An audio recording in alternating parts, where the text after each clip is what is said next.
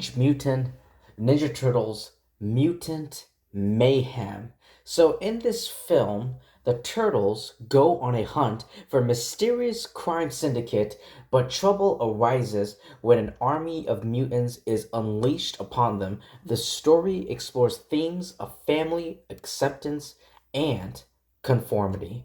So, I remember seeing the trailer watching the trailer of this film on YouTube. And then it was shown as a preview.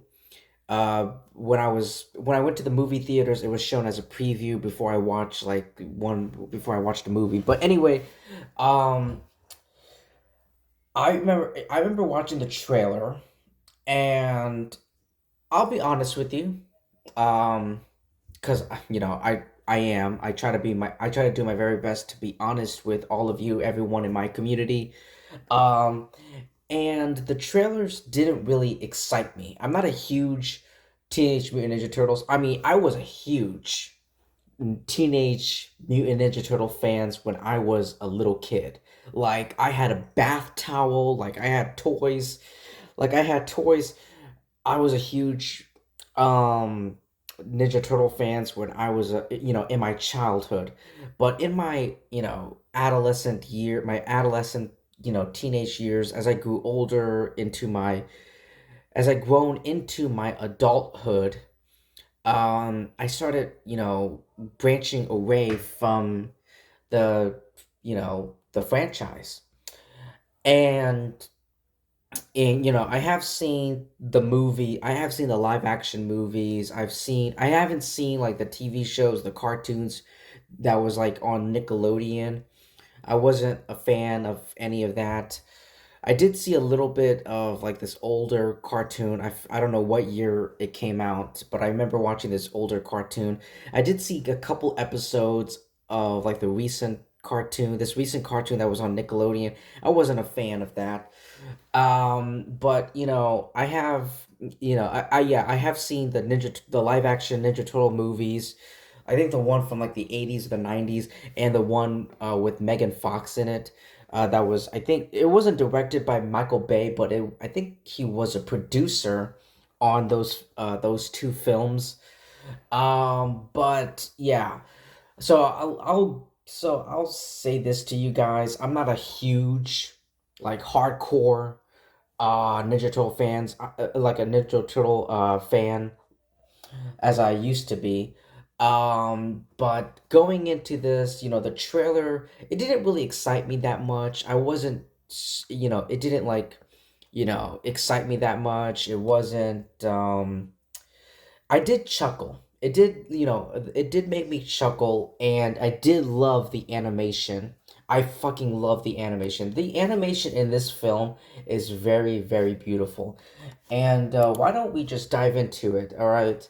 So, it's great seeing, the TMNT franchise back on the big screen after 7 years. And there's like great performances, particularly from Jackie Chan. Jackie Chan, by the way, I did not look up the cast list for this film. Like I did not, like zero. I stayed away from IMDb and Wikipedia and all these other articles and these websites. So I remember like Master Splinter was talking, and I was thinking, and like the person, like the voice, I'm like, yo, I recognize that voice. It sounds very, very familiar. I'm like, oh shit, it's Jackie Chan. Oh my god, that's amazing. That's incredible. Jackie Chan was amazing. He was amazing. He was great. He was also funny as Master Splinter.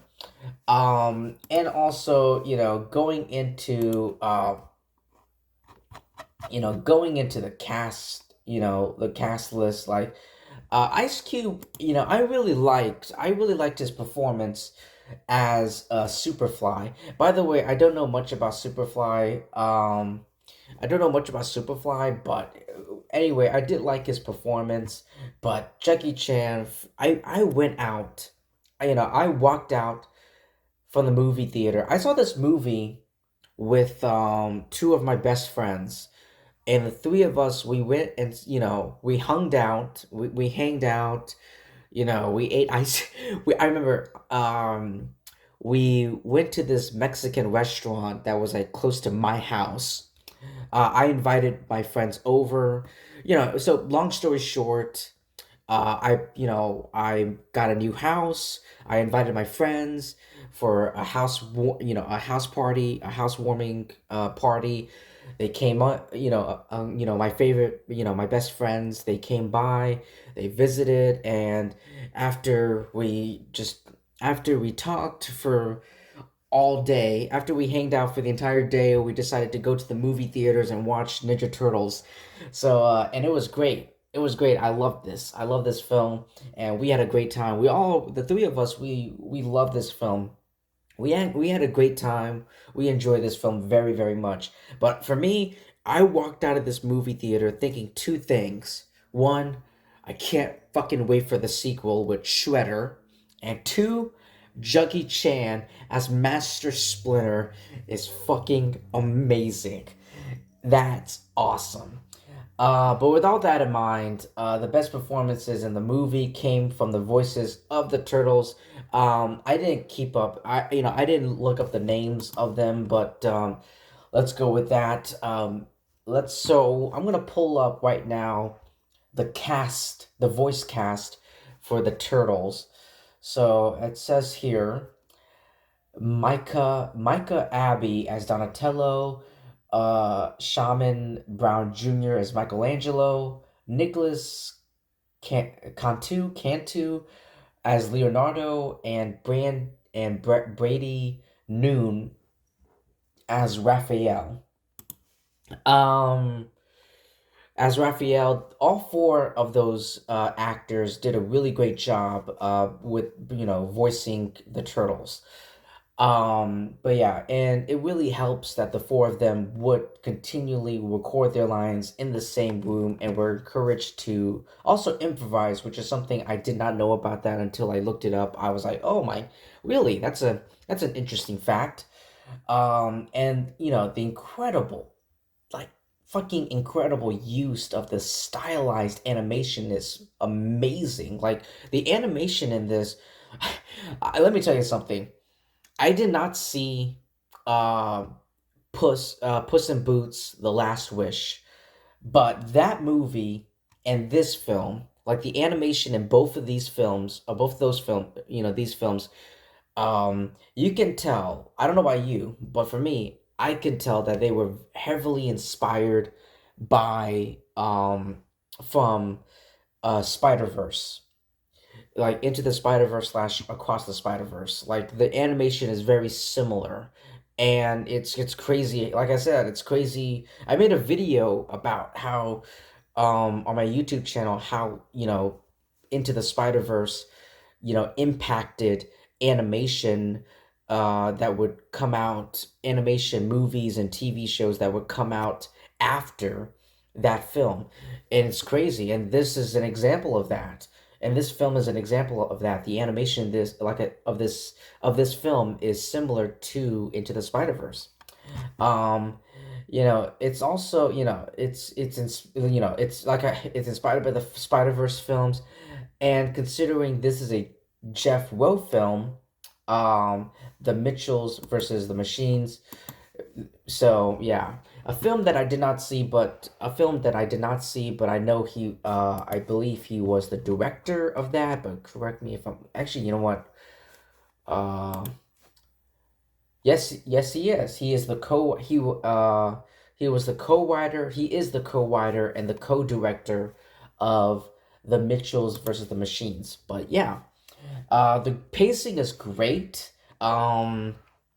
Not once. There was not a scene or sequence in this film where I thought like it slowed down, but like it was very, evenly paced. It just kept going. The story kept going and kept going. It didn't slow down it didn't hit the brake pedal, but it just kept going on at a good amount, and I appreciate that. And the comedy is also very good. I did not I did not know the amount of humor that would be in this film, but I really do appreciate it, and I did like it. I not love it, but I did like it very much. The one thing that I was kind of iffy on was the joke with April O'Neil like vomiting because she has like I guess she has stage fright of being in front of the camera. I don't know about that, but the rest of it, I'm a little bit iffy about that, but the rest of it is really good. So yeah. And, going into the negatives, because, like I said in so many of my videos, nothing is flawless. While expected for a TMNT movie, it has a lot of pop culture references and product placement in this film. It's very noticeable. It isn't really a big deal though, but it really isn't a big deal though.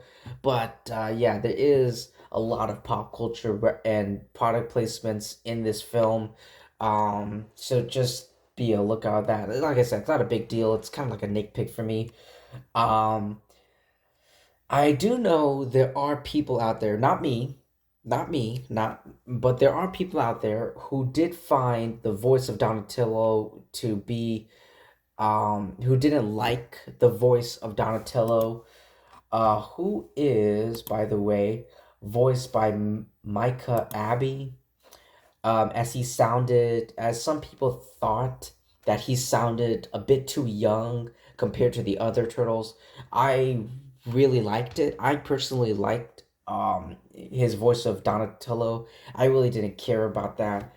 I really didn't mind. I thought it was, it didn't really bother me. And of course, the third big one is,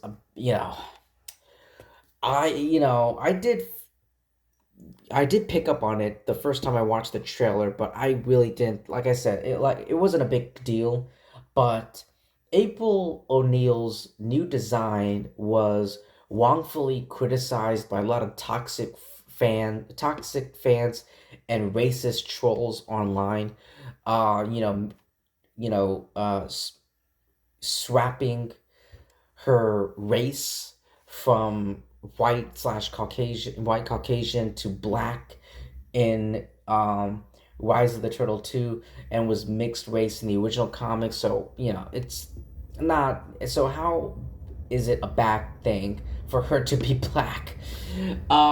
So. I really don't care. Like, she was black in Rise of the Turtles, and she was a mixed race in the original comics. So I don't know why but there are a lot of toxic fans and racist trolls and assholes online who totally forgot about that. Who totally forgot about that, and they criticized her look here, but whatever. For me, I didn't really mind it though. But yeah, that's pretty much it. Other than that, I mean, all those issues that I pointed out are things. It was just one nitpick. I mean, I only had one nitpick, and that was like there was too many pop culture and product placements in this film. Even though, like I said, it wasn't a big deal.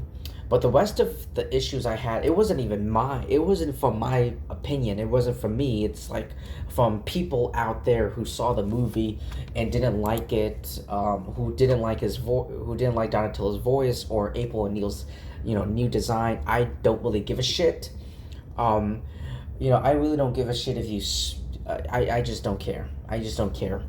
I just want a great movie. I didn't watch this film because of Donatello's voice acting, Donatello's voice or April O'Neil's design. I watched this movie because I wanted to, because I wanted to see the movie. That's it.